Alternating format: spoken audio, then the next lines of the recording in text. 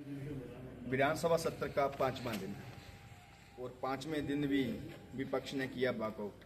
Walkout के ऊपर हमारे साथ अभी सदर बिलासपुर के विधायक जम्वाल जी हैं, जिनसे हम बात करने जा रहे हैं कि सर आज फिर वॉकआउट, ऐसा क्या कारण है? देखिए, ये जो नेचुरल कैलेमिटीज हिमाचल प्रदेश में आई है और जब नियम 67 के अंदर विधानसभा के अंदर चर्चा शुरू हुई तो उस चर्चा के दौरान कई विषय उभर कर आए कि जब डिजास्टर में मंडी के दौरे पर हमारे रेवेन्यू मिनिस्टर गए थे, उससे पहले उन्होंने कई लूज कमेंट मीडिया के माध्यम से पूर्व मुख्यमंत्री जयराम ठाकुर जी के ऊपर किए थे, इस नेचुरल आपदा के ऊपर किए थे और ऐसे तंज कसे थे जिससे आपने देखा होगा कि जब वो सिराज के दौरे पर थे तो लोगों ने उनका बहिष्कार किया, लोगों ने अपनी रिजेंटमेंट शो की। जब लोगों ने अपनी रिजेंटमेंट शो की थी तो उन सारे विषयों की चर्चा जब हाउस के अंदर हुई और विधायक दल में हुई तो एक नीतिगत निर्णय लिया गया कि अगर जो सरकार है उसके जो मंत्री जिनका ये विभाग है, जो इस आपदा में सबसे लास्ट में सिराज में गए, उसमें रहते नहीं गए, सबसे लास्ट में सिराज में गए और उन्होंने सिराज में जाकर भी ऐसी ऐसी स्टेटमेंट दी जिससे सारा वहां का वातावरण पैनिक हुआ। और इतना ही नहीं, जब वो वहां से आए तो उन्होंने लगभग 62 लोगों के ऊपर एफआईआर भी कराई। तो जहां आपदा में राहत मिलनी चाहिए थी, जहां हमें लोगों का दुख बांटना चाहिए था, साझा करना चाहिए था, वहां इस सरकार के ऐसे मंत्रियों ने इस प्रकार के कमेंट किए जिसका लोगों ने वहां विरोध भी किया। सर और 62 लोगों पे एफआईआर रजिस्टर कराना एक सिटिंग सरकार के मंत्री द्वारा, इससे बड़ा दुर्भाग्य इस प्रदेश का नहीं हो सकता। सरकार को जहां प्राकृतिक आपदा में लोगों के साथ खड़े दिखना चाहिए था, वो खड़े नहीं दिखी, इसलिए लोगों ने जहां अपना हक मांगा वहां उनको एफआईआर मिली, उनको केस मिला, उनको पुलिस द्वारा प्रताड़ित कराया गया। ये सब विषय विधानसभा के अंदर आया तो एक नीतिगत निर्णय विधायक दल ने लिया कि हम इन सम्माननीय मंत्री जी का, जगत सिंह नेगी जी का बिल्कुल बहिष्कार करेंगे। ये जो भी बात रखेंगे हम उस बात को नहीं सुनेंगे। सर, जब आपने एक साइलेंट वॉकआउट किया, जिसको बोल सकते हैं कि आपने सामने से वॉकआउट नहीं किया, एक साइलेंट वॉकआउट किया, तो पीछे से मुख्यमंत्री जी ने कहा कि ये तो विपक्ष की चाल है। जिनसे कोई बात थी पूर्व मुख्यमंत्री जयराम ठाकुर, वो तो सदन में है ही नहीं, उसके ऊपर क्या बोलना चाहिए? देखिए, आज सामान्य हमारे अध्यक्ष महोदय ने कहा कि ये सबसे लंबी चर्चा हुई। भारतीय जनता पार्टी इस आपदा की घड़ी में बहुत संवेदनशील है।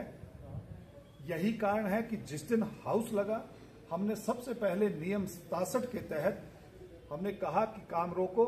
सबसे पहले प्रदेश में जो आपदा आई है, जो हमारे लोग विपत्ति से आज गुजर रहे हैं, उनकी बात को इस हाउस के अंदर सबसे पहले चर्चा होनी चाहिए।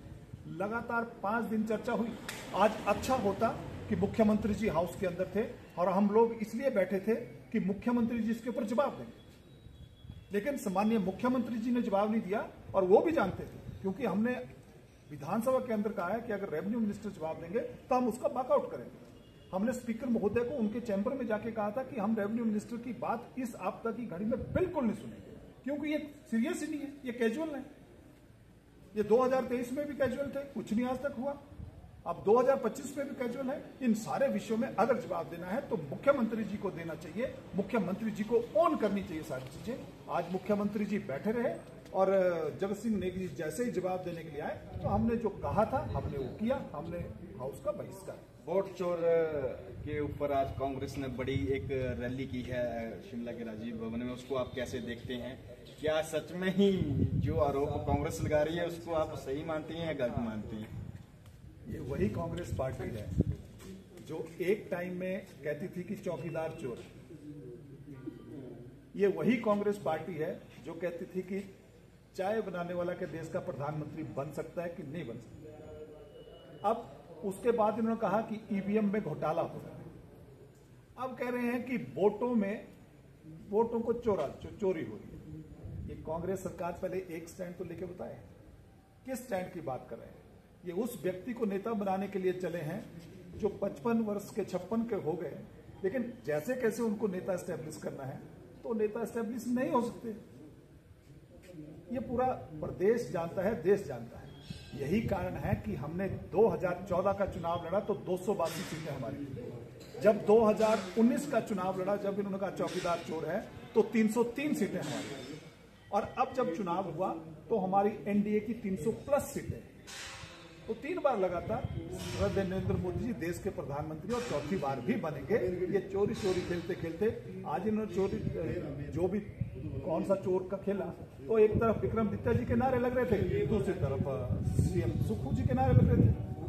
तो कांग्रेस पार्टी आपस में एंगेज हो रही है, उसके लिए कार्यक्रम था, बाकी तो औपचारिकता बात है। सर, एक सबसे बड़ा सवाल हो रहा है कि मुख्यमंत्री कह रहे हैं कि आपदा में तो विपक्ष आप साथ न दें। मुख्यमंत्री कह रहे हैं कि मैं तो चाहता हूं कि आप मेरे साथ दिल्ली चलें, जो उजड़े हुए लोग हैं हिमाचल के उनको हम जमीन दिलवाएं। क्यों नहीं नेता प्रतिपक्ष उनके साथ जा रहे हैं? ये मुख्यमंत्री का कहना है सदन के अंदर।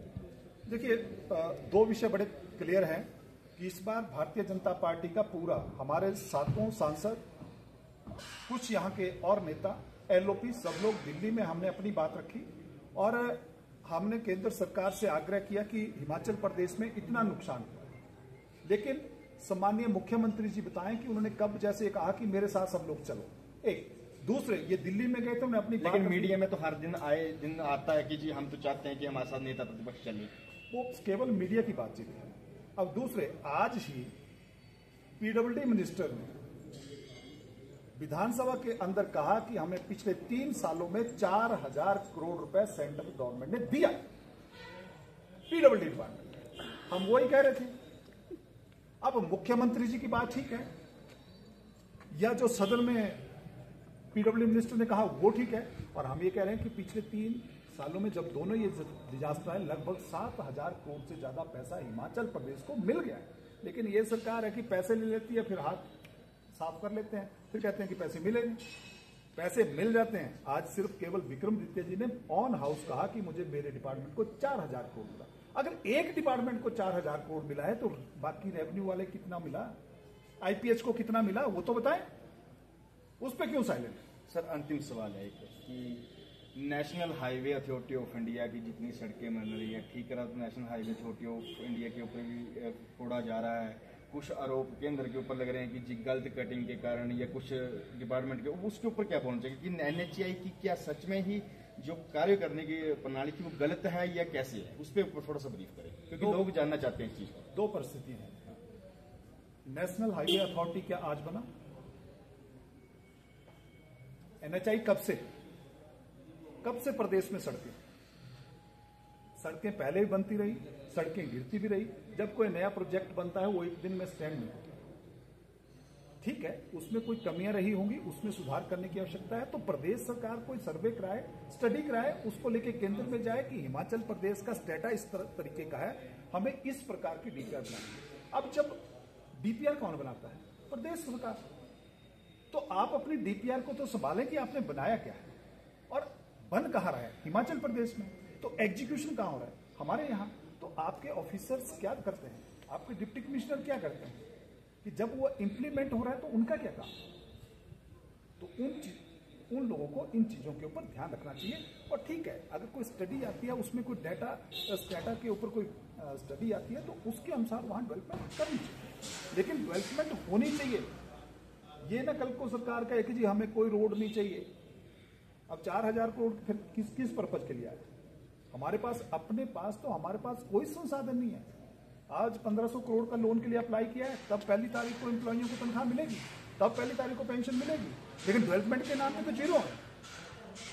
एक पैसा आपके पास, जो सड़क के किनारे स्लिप गिरे हैं उसको उठाने के लिए आपके पास पैसे नहीं, जेसीबी में तेल डालने के लिए आपके पैसे नहीं, आईपीएच में पानी छोड़ने वालों के लिए आपके पास पैसे नहीं, तो आपके पास तो है कुछ नहीं।